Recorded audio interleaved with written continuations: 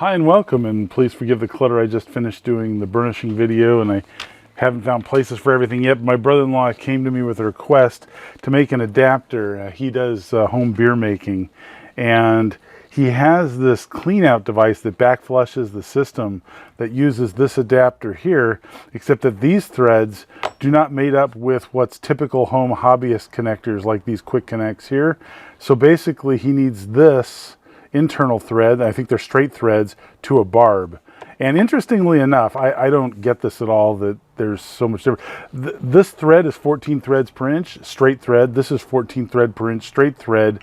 These don't meet because this is 20 thousandths too large. But he tells me that that these threads mated with another piece that's really common for the commercial beer making brewing industry. So I'm a little confused about that, why there'd be a 20 thousandths difference and these wouldn't mate up. That seems really odd to me. But I got a scrap piece of brass, and we're just going to make a barb to a slightly smaller version of this thread so that this can go on the hose of this back flusher device, which is essentially a giant garden pump, sprayer.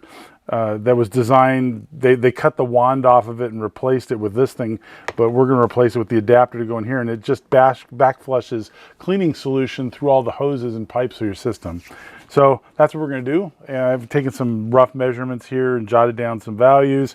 I got the inside measurement here, then based on the proper thread depth, the appropriate thread depth, I calculate I need to make the diameter about 0.876. This one's 0.89 something, 0.895. So anyways, that's really weird. But let's head over and make these parts. Looks like my mic died without warning again, so I'll be overdubbing this. But found a scrap piece of brass, just the right size. Holes perfect. Length is nearly perfect. Boy, you don't have that too often. Brass too expensive, so I never throw out even small pieces. We're going to face this guy off and then take this end part to dimension, because we're going to put some threads here. And the threads will be straight threads, so fortunately I don't have to deal with taper. I dimensioned this guy off camera and chamfered it, prepping for the threading.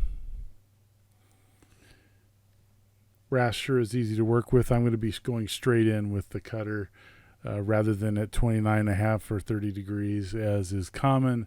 That's to lower loading rates on the cutter, but not going to need that in this particular instance because, again, brass, very easy to machine. Quick sanity check with the actual part just to see if it starts to fit over where the threaded section is, and yes, it almost starts the threads all by itself, which is a good sign.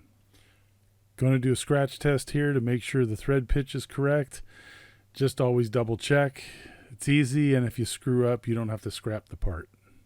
Next up is an accelerated view of the threading process, and I skipped the couple times where I had to test the part and do some additional cuts because it was too tight, and I just stop on the last cut and the part fitting.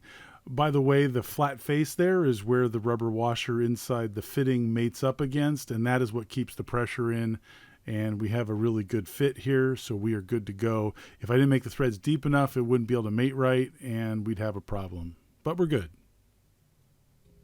Next up, we're going to face this part off, and then we're going to take the outside diameter down to the final dimension of the largest portion of the barb. And then we'll use a form tool to take the inside portion of the barb to its dimension. So we're just taking this to the outside diameter, and we should be good. There are a couple of measurements that went on between all these cuts just to get on size. But the last part of this, I just faced the part where the barb meets the body so that we have a clean look, and we're ready to use the form cutter. And we're off. One thing I was wondering, I made this out of brass, even though it's not an ideal material for food service because there is a small amount of lead in it. This is only to flush out the system, so I didn't think that'd be overly serious. There's a few percent lead to make it cut better, but I think ideally you'd use stainless steel. My problem is I didn't know if this form tool would be able to pull off stainless steel without chattering. That's an interesting question. I'd like to try that too, and I definitely will test that at some point in the future. In order to cut the barb, I measured the small end where it touched, and then I knew how far I had to go in to reach the inside dimension that I measured, and that's what I did. Last but not least, after I use the form tool to cut the 3 barbs on here, I'm going to take my parting tool and hop on in and put some back relief on the last barb. Surprisingly, the parting tool only has to go in something like, I think it's like 28 thousandths or something like that. The barbs are not very deep, but they do grab really well. I tested this on the hose after, and the hose just plain stuck. Very problematic, actually. Once you put the hose on, it's on there, which is good too, because then when you add a clamp to that on top of that, you've got a pretty decent seal. Finally, we're just going to drill the hole down the center of this. I left that solid material to maximize the strength of this guy. This is a little file that's actually used for cleaning contacts on relays. It's one of the Chrome Edge Craftsman files, but it's really small and gets into these fine areas and does a good job of cleaning off the sharp points on the edges. We're going to put on a little bit of a chamfer here just to clean up the body and make it look nice, and then we'll drill. I skipped showing the through drill here, but the hole is a 5/32 hole that goes all the way through, 1/4 inch internal diameter hose, and you're losing a fair amount of material to the barb space. So, you're going to get some serious flow restriction. You have to take that into consideration. But for this use case, it's not a problem. So here's the part up close and finished. I would have put some flats on it, except that I didn't want you to risk over tightening because it tightens up against a rubber washer. So you don't really have to tighten it very much to make a good seal. You notice the flats on the other part. I could add them if my brother-in-law needs them. I figured I'd let him know, but he's already actually used this part and it was fine. You can tighten it enough by hand to make a very good seal. Kind of like hose bibs, where even though they have the hex on the outside, you don't need to tighten hose bibs more than hand tighten to make a good seal. The barb is a really good fit on the hose. Once you put the hose on, you can't get it off, which is, I made a mistake and put the hose on, had to cut some more hose off. But in any case, it fits really well. Next up, I'm going to have some video from my brother-in-law that he shot and narrated involving the beer delivery process and how you clean hoses and whatnot. So let's take a look at that. Okay, it's now time to change the keg. You finally run out of beer, and so question is then, how do you clear the line? So the problem for today is, how do we clear this dirty beer line attached to the typical keg coupler when the typical keg coupler has a connector that looks like this, rather than the homebrew, which are using connectors like this, quick connectors that then fit on these quick connects. So how do I use something like this line cleaner pump with this type of connector when typically you have something that looks like these? Okay, now we've got our new adapter and it fits right into the quick connect.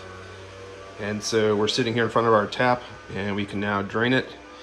So we'll take our new adapter, connect it to our nice line clean out, and I'm going to attach it to the top of one of my quick connects. That's one of them. The other one, probably more familiar with most of you, this plastic style here. So we'll end up connecting these two. Now that it's connected, let's take something to collect the line, pump this thing up, put a little pressure on it, and pull the tap.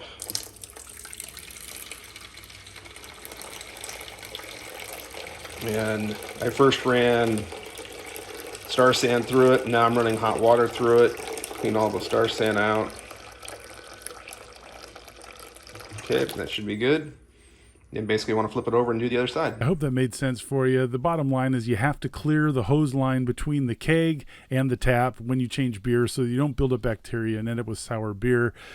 And typically, of course, like every industry, there's a bunch of standards that are incompatible with each other. The quick connects aren't compatible with the larger kegs, which is what his kegerator was designed for. So we need to make an adapter so he could clean it out. And that's what we did.